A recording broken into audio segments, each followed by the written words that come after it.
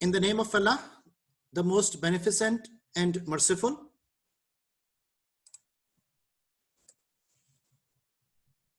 As we all know that current situation of COVID-19, which is taken up as pandemic, is affecting the whole world. I'm just showing you a World Bank report in which it is said that COVID-19 could lead to permanent loss in learning and trillions of dollars in lost earnings. Now, this particular statement given by the World Bank on their official website is not just a blog news, is not just a discussion for the sake of discussion. We are talking about the whole world at the same time suffering from pandemic and having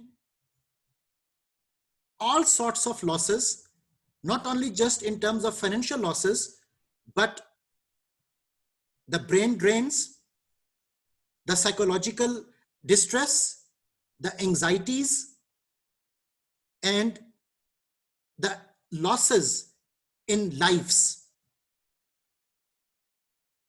जो news अभी आपके सामने मैंने world bank की press release on की हुई है, इसमें 1.6 बिलियन स्टूडेंट्स इन अमेरिका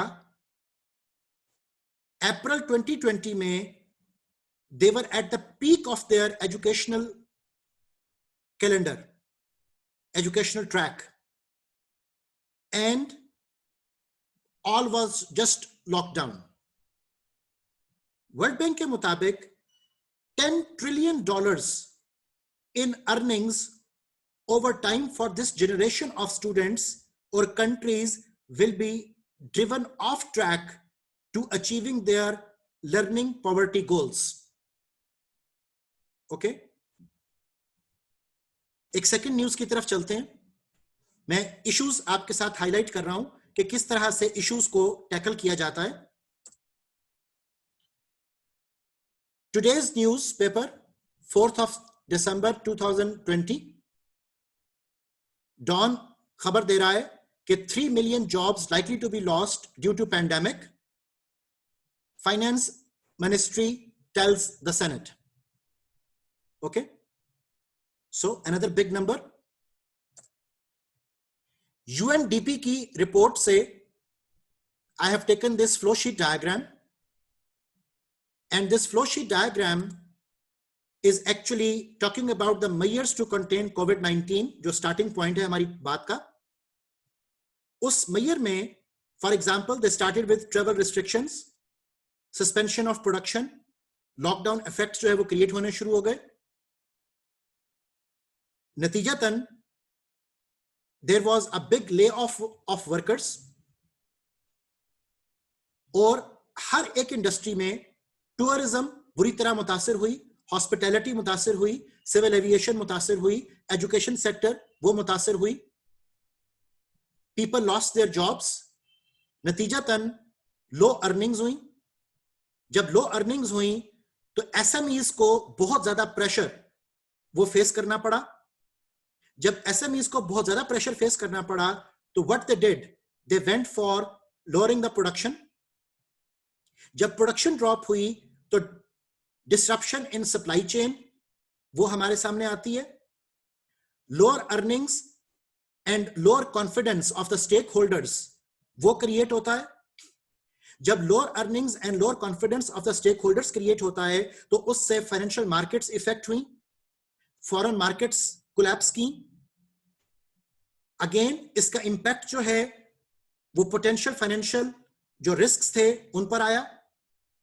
नतीजतन जब आपके फाइनेंशियल एस्पेक्ट्स मुतासिर होते हैं तो उससे लोगों की जो परचेजिंग पावर है, इंडस्ट्री के अंदर जो डिमांड साइड है, जो सप्लाई साइड है, जो फाइनेंशियल मार्केट का सारा रोल है, वो सब इफेक्ट करता है. क्रॉस बॉर्डर चैनल्स इफेक्ट करते हैं. लोगों की मोबिलिटी के ऊपर अक्रॉस द बॉर्डर वो पाबंदी लगती है. लोगों को डेडलाइंस दी जाती हैं कि आप अपने जो होम कंट्री है वहां वापस चले जाएं. अगर आप ट्रेवल कर भी लेते हैं तो 14 डेज क्वारंटाइन सिचुएशन इनका आपको सामना करना पड़ता है.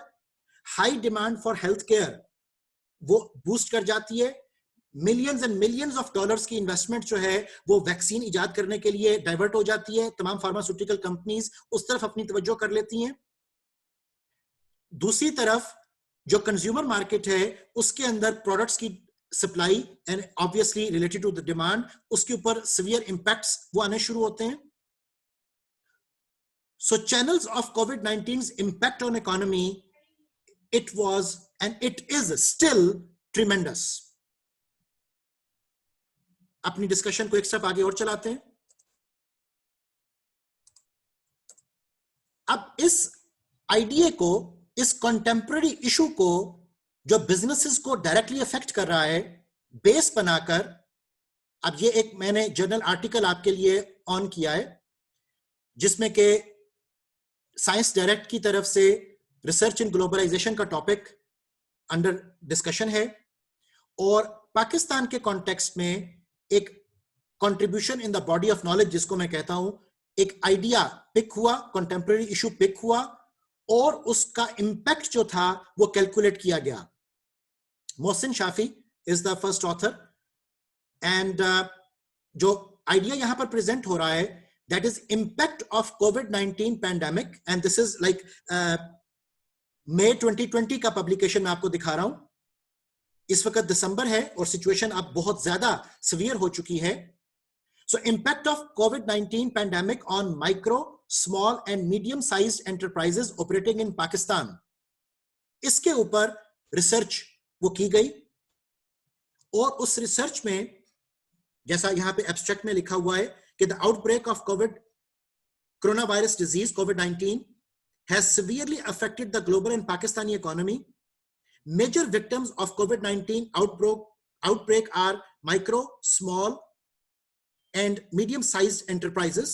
बेशुमार लोग बेरोजगार हुए, बेशुमार बिजनेसेस बंद भी हो गए और अगर हम लोग सरवाइव कर रहे हैं तो हम उस बहुत fortunate part of the society and fortunate part of the population का पार्ट हैं कि जो उन इकोनॉमिक डिस्ट्रेस से नहीं गुजरे जिन इकोनॉमिक डिस्ट्रेस से एक और बहुत major part of the world वो गुजरा है और गुजर रहा है। अब इस रिसर्च में जो कुछ मेजर फाइंडिंग्स उसने पेश की, they were related to suppose sector wise distribution of vulnerable employment और इस sector wise distribution of vulnerable employment में हम देखते हैं कि सबसे ज्यादा impact according to this research वो एग्रीकल्चर सेक्टर में फेस करना पड़ा। उसके बाद होलसेल एंड रिटेल जो ट्रेड थी वो बहुत बुरी तरह मुतासर हुई। Real estate and business activities, other community social and personal activities, transport and communication, hotels and restaurants, manufacturing, fishing, health and social work, public administration, activities of private households, construction, education, mining, and you name it. हमारे सामने एक graphical representation आ रही है, ये 2020 की publication है, sector wise distribution of vulnerable employment और ये फिगर्स एंड फैक्ट्स पाकिस्तान के मैं कोट कर रहा हूं। यहां से हमें अंदाजा होना शुरू हुआ कि जो कंटेम्पररी इश्यूज हैं, फॉर एग्जांपल मैंने कोविड-19 की एग्जांपल पिक की है, ये क्रॉस बॉर्डर ट्रेड हो सकता है, ये आपका कल्चरल कॉन्टेक्स्ट हो सकता है, ये डाइवर्सिटी इश्यूज हो सकते हैं, ये across border movement of goods and services हो सकता है, ये फॉरेन ट्रेड का कोई काम हो सकता है, फॉरेन रिलेशनशिप इसमें डिस्कस किए जा सकते हैं। There are indefinite number of topics जिन पर बात की जा सकती है। कंटेम्पररी इश्यूज सिर्फ एक पॉइंट की हद तक महदूद नहीं होते। अब जब हमने वुलनरेबल डिस्ट्रीब्यूशन ऑफ एम्प्लॉयमेंट को देख लिया तो अब देखिए various issues faced by micro, small and medium enterprises क्या थे। अब यहां पर इश्यूज आइडेंटिफाई हो रहे हैं, ये हैं वो कंटेम्पररी इश्यूज जिनका सपोज हमें यहां से अंदाजा होता है। अब वो इश्यूज जो आइडेंटिफाई हुए, number 1 employ absenteeism, number 2 supply chain disruption, और ये तमाम वो एरियाज हैं जिसमें बेशुमार काम करने की गुंजाइश मौजूद है। So we have employee absenteeism, we have small chain disruption, ये पाकिस्तान की फिगर है, ये माइंड में बात रखिएगा। Transportation, financial issues, reduction in production, reduction in profit, reduction in sales, decrease in demand, and some other issues जो highlight वो किए गए। तो micro and small medium enterprises को इन इश्यूज का सामना स्टार्टिंग फ्रॉम सपोज पाकिस्तान में ये इशू हाईलाइट होता है मार्च में, सो मार्च, अप्रैल एंड मई की पब्लिकेशन में आपको ये दिखा रहा हूं. And now you can imagine कि मई से लेकर जून, जुलाई, अगस्त, सितंबर, अक्टूबर, नवंबर, and now we are in December, and situations are not getting better. अब इसके हल भी कुछ हमारे सामने आते हैं. अगर इश्यूज हाईलाइट हुए हैं तो कुछ हल हमारे सामने आए. उसी रिसर्च पेपर में से आपको मैं एक्सट्रैक्ट दिखा रहा हूं. Research paper will be posted to you for your further reading into Google classroom. यहां पर अब कुछ हल देखिए. Excuse me. How to tackle the situation. अब सिचुएशन से टैकल करने के लिए जो रिसर्च कंडक्ट की गई उसमें 12% respondents were like talking about limiting travel. 12% were talking about continue to operate business. 2% were concerned with the other variables and concerns they investigated. 19% faced the situation of shut down the business partially. 31% shut down the business completely. 18% apply for loan. 4% जो हमारे पास results आ रहे हैं how to tackle with the situation, that is change the business line. And 2% are talking about working remotely as much as possible.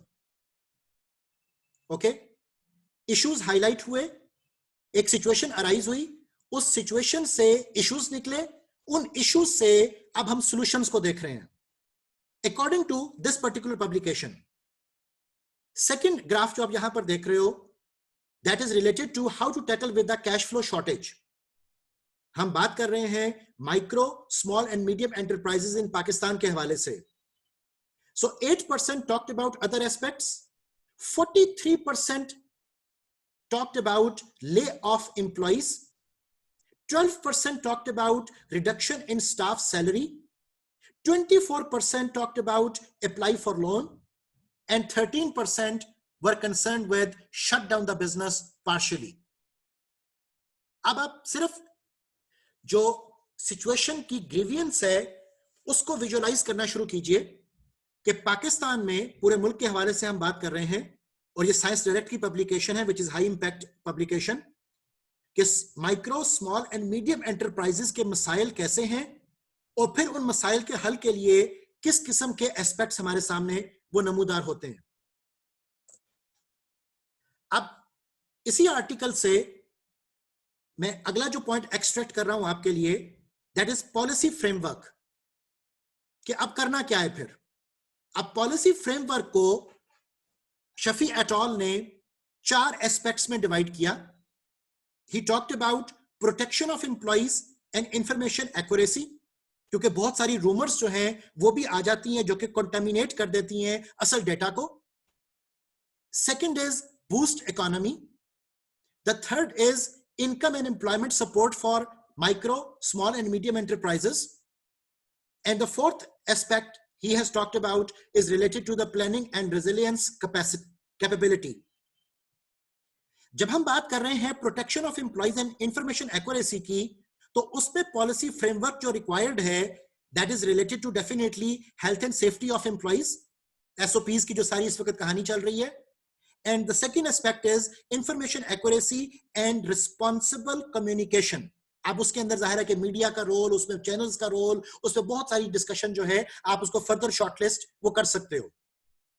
When you talk about boost economy, तो it is concerned with allow trade to continue to operate, home delivery and offline services के ऊपर बात की जाए, और online banking, online operations, इस चीज को प्रमोट करने की अब जरूरत है, जिसको हम आगे चलकर बात करेंगे कि we are in cyber physical, operating in cyber physical systems, in the era of cyber physical systems, जिसको हम फोर्थ इंडस्ट्रियल रेवोल्यूशन कहते हैं.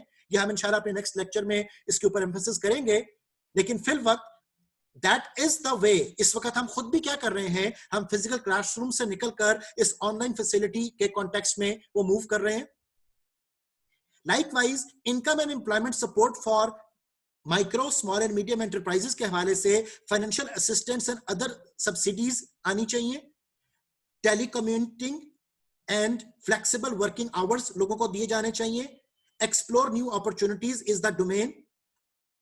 कोऑपरेशन विद अदर फर्म्स, ये जरूरी हो गया है अब इस सर्वाइवल के दौर में। Social dialogue between employers and workers organisations, इस चीज की जरूरत है, इन पॉलिसी फ्रेमवर्क्स की जरूरत है। फिर contribution in the body of knowledge जो शफी एट ऑल हमें प्रेजेंट कर रहा है, that is planning and resilience capability में वो बात करता है pre planning and learning from experience, build resilience capability, and obviously encourage positive employee relationships to enhance resilience during the crisis. And we are passing through the time of crisis. ये article complete आपको Google classroom पर available हो जाएगा, जरूर go through कीजिएगा and you will come to know कि contribution research की दुनिया में किस तरीके से दिया जाता है। अब एक ब्लॉग मैंने यहां पर ऑन किया और उस ब्लॉग में हम डिस्कस कर रहे हैं onboarding during pandemic, how knowledge management can help.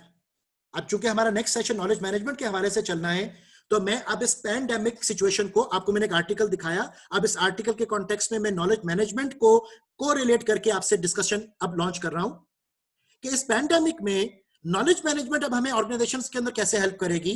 तो यहां पर 3 पॉइंट्स, ये जो कलर्ड बॉक्सेस में हमें नजर आ रहे हैं, इनको मैं हाईलाइट कर रहा हूं कि जो तरीकाकार है नॉलेज मैनेजमेंट की एप्लीकेशन का, उसकी डिटेल हम इंशाल्लाह नेक्स्ट लेक्चर में कवर करेंगे। लेकिन यहां पर जो एडवाइस किया जा रहा है, that is find experts and mentors from whom they can learn how to do their jobs। अब ये पॉइंट क्यों एम्फसिस किया जा रहा है? आपको पता है कि नॉलेज मैनेजमेंट के कॉन्टेक्स्ट में हमें नॉलेज को प्रिजर्व करना है और हमें पहिए को दोबारा इजाद नहीं करना, राइट? दैट मीन्स कि we need to go for creativity and innovation.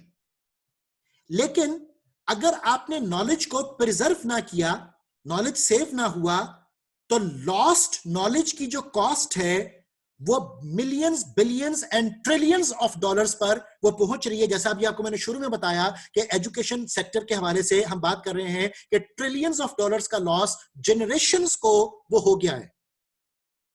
अब हो क्या रहा है कि बेशुमार लोग जो इस कोविड से मुतासर हो रहे हैं, पर्टिकुलरली द एल्डरली पीपल, वो कज़ाए इलाही से वफात पा रहे हैं।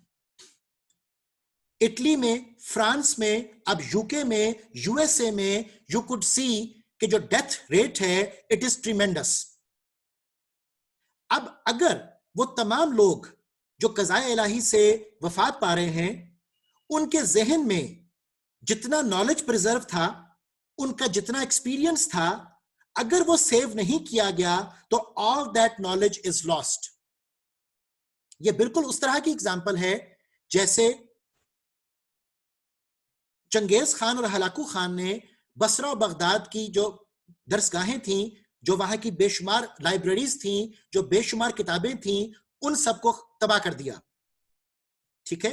और जितनी भी रिसर्च हो चुकी थी, वो रिसर्च सिर्फ लोगों के जहनों तक महदूद रह गई। और अगर उन लोगों के जहनों में मौजूद रिसर्च को सेव ना किया गया होता तो everything would have been lost. लेकिन जितना रिजर्व और प्रिजर्व नहीं किया गया, दैट इज द पार्ट जो हम खो चुके हैं।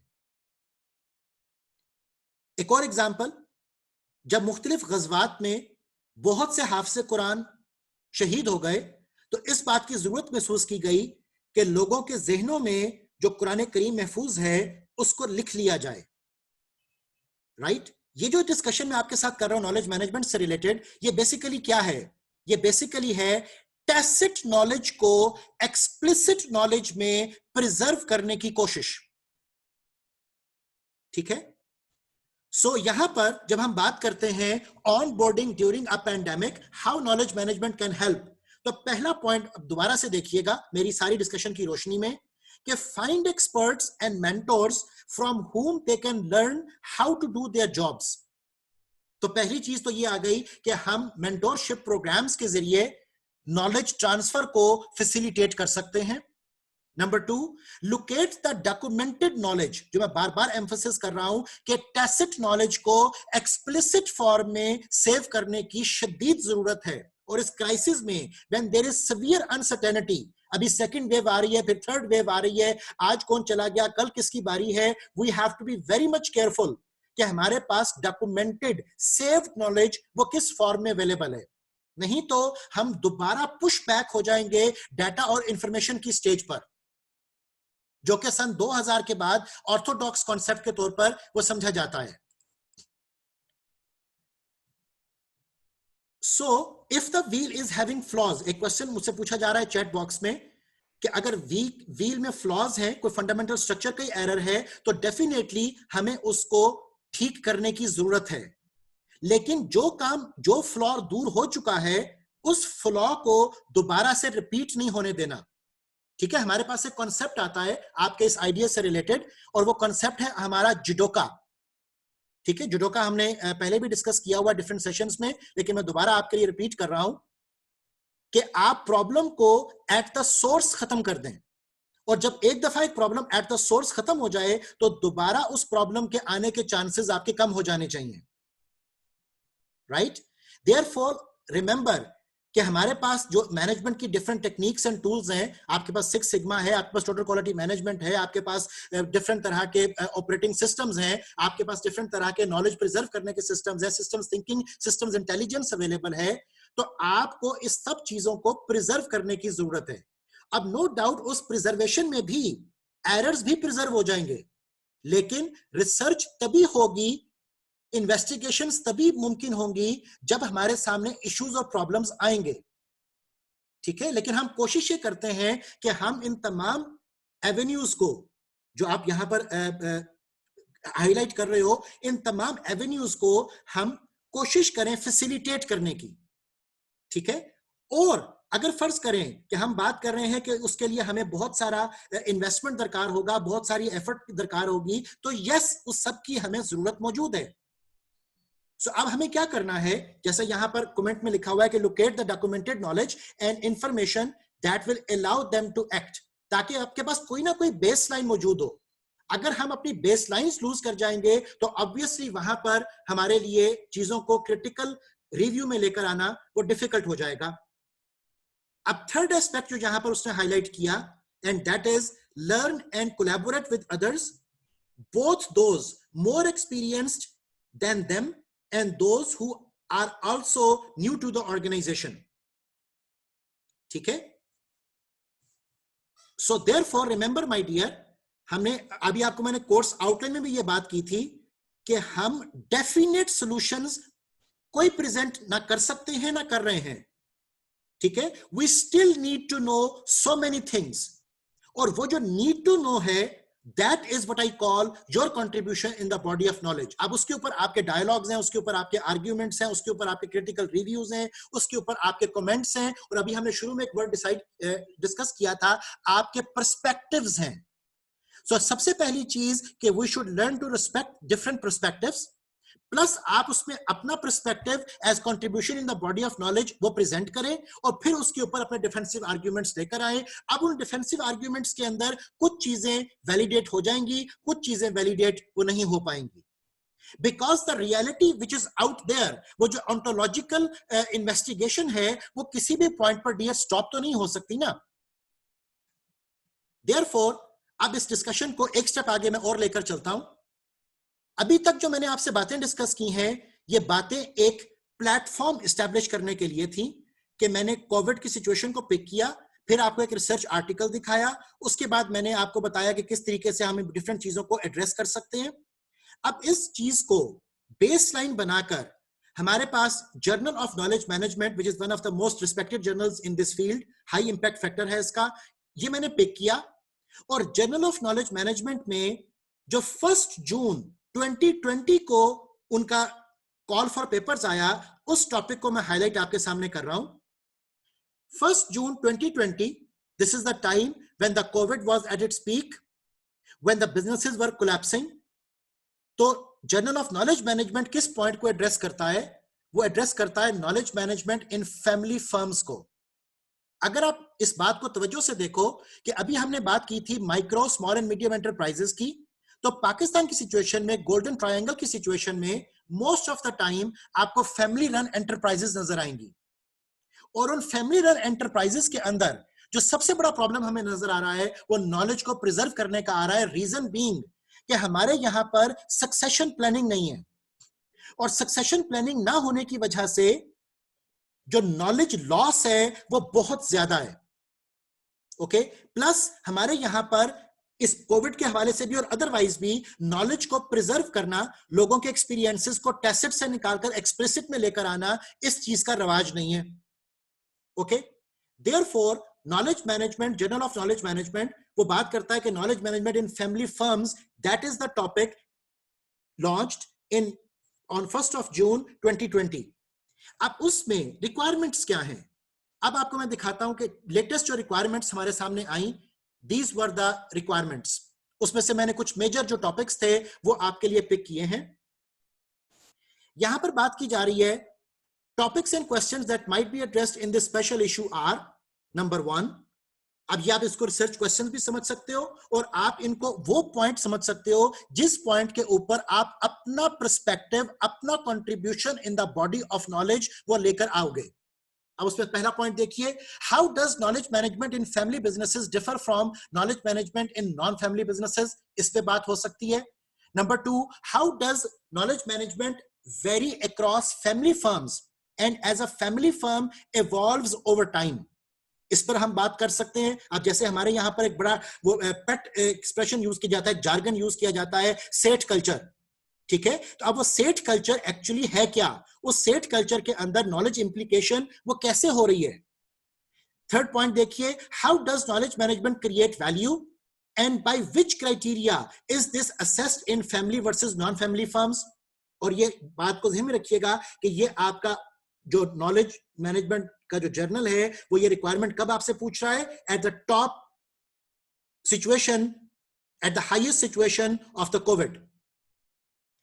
उसके बाद देखिए, व्हाट फैक्टर्स एनहांस और prevent the development of knowledge management and decision making in family businesses, how do family firms engage in knowledge management to support the growth of the enterprising family, what family related factors and contingencies determine the way knowledge management is operationally managed। ठीक है, और मैंने आपको पहले अर्ज किया कि ये फैमिली बिजनेसेस की बात हो रही है, और आपको मैंने जो अब ये आर्टिकल दिखाया था शुरू में, that was related to what, that was related to micro, small and medium enterprises. Okay, अब होता बेसिकली ये है कि आप अपने पर्सपेक्टिव में आइडिया ड्रॉ करते हो, आप ये देखते हो कि अभी तक किस हवाले से इस शोबा है जिंदगी में काम नहीं हो पाया, रिसर्च गैप कहां पर है, प्रॉब्लम कहां पर अराइज हो रही है, और उस प्रॉब्लम को, उस रिसर्च गैप को आप अपने अंदाज से, अपने तरीकेकार से, अपने कंट्रीब्यूशन से वो कैसे फिल अप कर सकते हो। ठीक है, इसी तरह अगला पॉइंट देखिए, what are the components of family and organisational culture that are at work in promoting, designing and implementing knowledge management systems. ठीक है, और हमारे यहां पर गोल्डन ट्रायंगल, अब let me like toss another expression with you, the golden triangle जिसमें हम इस वक्त बैठे हुए हैं, गुजरांवाला, गुजरात, सियालकोट, ठीक है, is it not specifically micro, small and medium enterprises, is it not specifically the family run hub, family run business का हब है ये वाला सारा गोल्डन ट्रायंगल। तो अब उसमें आप देखो कि रिसर्च जो चीज डिमांड कर रही है आपसे वो क्या है, कि what are the components of family and organisational culture that are at work in promoting, designing and implementing knowledge management systems। okay, इसी तरह अगला आप एरिया देखिए जिसमें बात हो सकती है, that is what are the main sources of family business owners and managers cognitive biases। okay, अब जाहिर है कि ये डायरेक्टली ओबी का डोमेन बन गया कि ओबी के डोमेन में कॉग्निटिव बायसेस जो लोगों की आ रही हैं, उन बायसेस और उन प्रेजुडिस एटीट्यूड्स के अंदर क्या प्रॉब्लम्स हैं, क्या इश्यूज हैं, क्या सोर्सेज हैं, and how does family improvement matter in knowledge management, do differences in the extent and type of family involvement, जिसमें के ओनरशिप, मैनेजमेंट, गवर्नेंस, ये सब इश्यूज एड्रेस किए जा रहे हैं। राइट डियर, सो मेरा जो मेजर एम्फेसिस था आपके सामने एक आइडिया लेकर आने का, कि जो रिकंस्ट्रक्टिंग का पार्ट है इन द डायरी, वो बेसिकली क्या एड्रेस कर रहा है, वो एड्रेस कर रहा है आपके अपने पर्सपेक्टिव को, कि जो भी हमने टॉपिक डिस्कस किया, जो आपसे कॉल फॉर पेपर्स डिस्कस किए जाएंगे, जो डिफरेंट आपको मैं एरियाज दिखाऊंगा कि इस सब्जेक्ट फील्ड के अंदर इन एरियाज पर बात हो सकती है, तो उसमें आप कुछ देर बैठकर सोचें, ब्रेनस्टॉर्मिंग करें, आपस में डिस्कस करें कि किस तरीके से हम अपना कंट्रीब्यूशन उस पर्टिकुलर फील्ड में वो दे सकते हैं. Okay, so that would be the style of our discussion throughout the semester, जिसमें मैं एक इशू, एक टॉपिक, एक सब्जेक्ट एरिया आपसे डिस्कस करूंगा.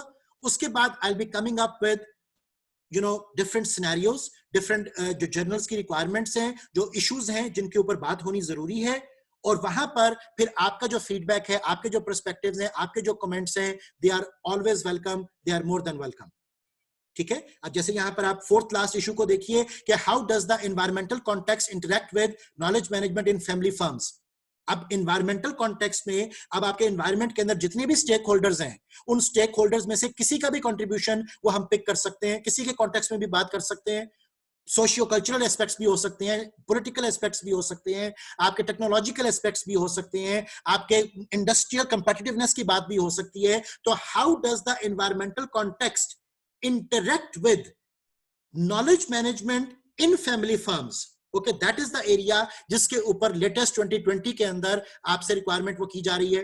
अगर आप फिफ्थ लास्ट इशू देखो तो यहां पर क्या बात की जा रही है, how does knowledge management affect family businesses relationships with external, जिसमें के सप्लाई चेन के पूरे इश्यूज आ जाएंगे, partners and their transactions, for example speed of decision, locus of control and so forth. अब इन तमाम इश्यूज को वो सप्लाई चेन मैनेजमेंट और सप्लाई चेन डिमांड चेन के जो इश्यूज हैं उनके साथ कोरिलेट कर रहा है. तो याद रखिएगा कि जो आपके पर्सपेक्टिव्स हैं ऑर्गेनाइजेशंस के, दे आर मल्टी डिमेंशनल. ठीक है.